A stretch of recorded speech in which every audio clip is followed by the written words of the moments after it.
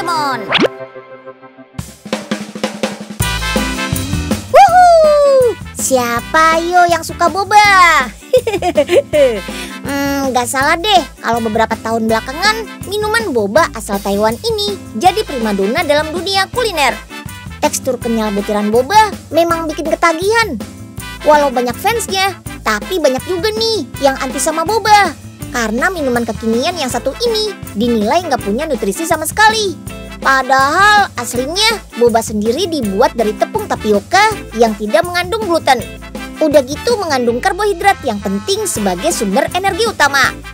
Cuma konsumsi boba yang berlebihan memang nggak boleh ya, karena bisa mengganggu kesehatan sistem pencernaan.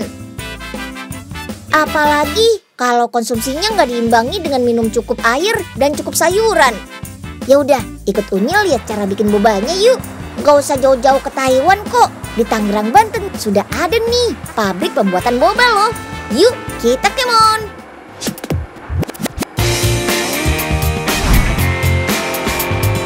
Ini dia bahan utama untuk bikin bobanya. Tepung tapioka. Tepung tapioka merupakan tepung yang berasal dari umbi singkong yang kaya akan karbohidrat. Makanya boba sifatnya mengenyangkan. Tepung tapioka ini disaring dulu ya, supaya benda asing ataupun butiran tepung yang belum halus tidak ikut diolah. Selain boba original yang warnanya coklat kehitaman, sekarang sudah ada banyak varian rasa boba. Kayak boba rasa stroberi yang mau kita bikin ini. Wih! Sekarang tinggal menambahkan cairan pengenyal yang sudah dicampur dengan pewarna dan perisa makanan rasa stroberi.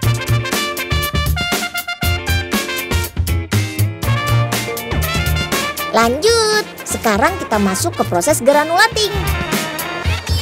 Proses granulating adalah proses untuk membentuk adonan menjadi bulat-bulat khas boba. Adonan tinggal ditaruh di mesin yang terus berputar seperti ini. Lama-kelamaan, adonan akan berbentuk bulat dengan sendirinya deh. Sesekali adonan disemprot dengan air supaya mempermudah proses pembentukannya. Tapi disemprotnya nggak boleh terlalu sering ya. Kalau kadar airnya terlalu banyak, adonan justru bisa hancur alias ambyar. Proses pembentukannya nggak terlalu lama kok, cukup 15-20 menit saja. Besar bulatannya seringkali tidak sama. Makanya bobanya harus disaring lagi menjadi 3 bagian. Butiran yang terlalu kecil akan tersaring sampai bawah dan keluar dari corong 3. Butiran yang besarnya sedang tersaring dan keluar dari corong 2. Sedangkan yang terlalu besar akan keluar dari corong 1. Nah, bulatan yang sedang inilah yang paling ideal untuk dijadikan boba. Untuk ukuran boba yang terlalu besar dan terlalu kecil akan diolah lagi sampai besarannya ideal.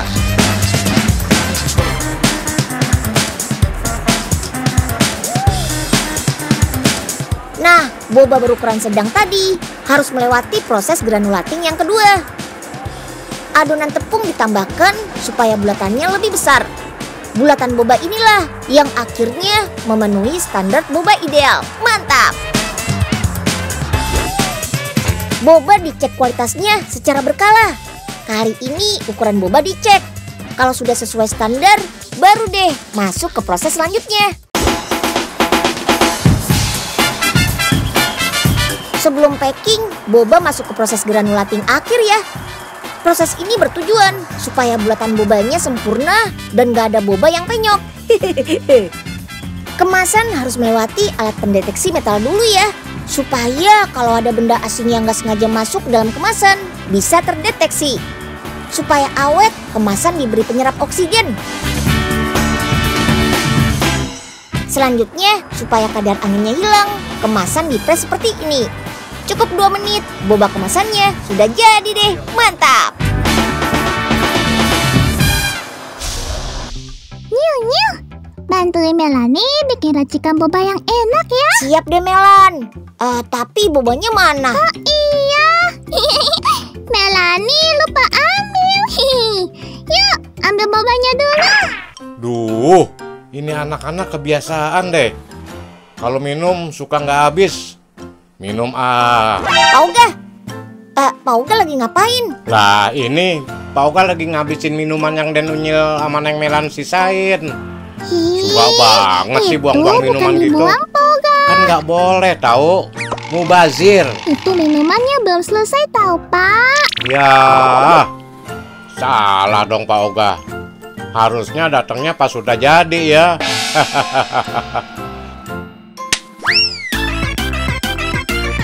Minuman boba ternyata sudah ada sejak tahun 1983 di Taichung, Taiwan. Minuman populer ini merupakan inovasi dari pemilik kedai teh Chun Sui Tang yang ingin membuat inovasi dari minuman teh. Akhirnya diciptakanlah varian teh dingin yang saat itu belum umum dikonsumsi oleh masyarakat. Karyawan kedai berinisiatif untuk menambahkan susu ke dalam minuman teh dan juga menambahkan fenyuan alias boba yang merupakan makanan penutup tradisional di Taiwan. Tada! Jadilah bubble milk tea seperti yang kita kenal sekarang ini. Minuman ini sangat digemari dan akhirnya menyebar ke seluruh dunia. Seiring perkembangan zaman, boba nggak cuma bisa dibuat minuman saja loh, tapi juga bisa dibuat topping makanan. Cekidot cara membuatnya. Yuk, kita kemon! Ada dua cara untuk memasak boba. Direbus dalam air mendidih atau dimasak dalam mesin penanak nasi. Kali ini kita buat pakai mesin penanak nasi ya. Pertama-tama didihkan air dulu. Kalau sudah, baru masukkan deh bobanya. Masak bobanya sampai 30 menit dulu ya. Boba biasanya akan lengket satu sama lain. Makanya harus diaduk dulu nih. Kalau sudah, tunggu 30 menit lagi deh sampai bobanya benar-benar matang dan teksturnya kenyal sempurna. Nah, sekarang bikin krimnya ya. Tinggal campurkan air dengan bubuk krim. Lalu dimixer deh sampai tercampur rata. Lanjut, sudah ada sponge cake nih. Oles sponge cake dengan white cream dan tambahkan boba di atasnya. Yippee! Cake boba sudah jadi. Biar makin komplit, Unyil mau bikin minuman tropical boba juga nih. Pertama-tama masukkan selai mangga, lalu ditambahkan dengan es batu, fresh milk, dan terakhir boba stroberinya deh. Seger banget kan? Nah, kalau yang sekarang dibuat adalah boba rasa kopi. Boba diberi brown sugar dulu ya, lalu ditambahkan cairan kopi dan juga es. Tenang, rasa kopinya nggak terlalu kuat kok, karena sudah ada brown sugarnya. Yummy, yummy. Enak banget nih cake dan minuman bobanya.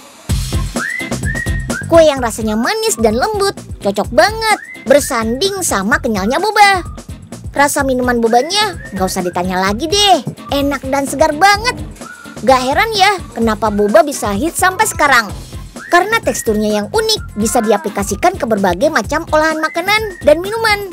Dan yang perlu diingat, konsumsi boba boleh-boleh aja kok, asal sewajarnya. Dan jangan lupa untuk melengkapi nutrisinya dari makanan bergizi lainnya. Pokoknya jangan konsumsi boba terus jadi malas makan ya. Oke?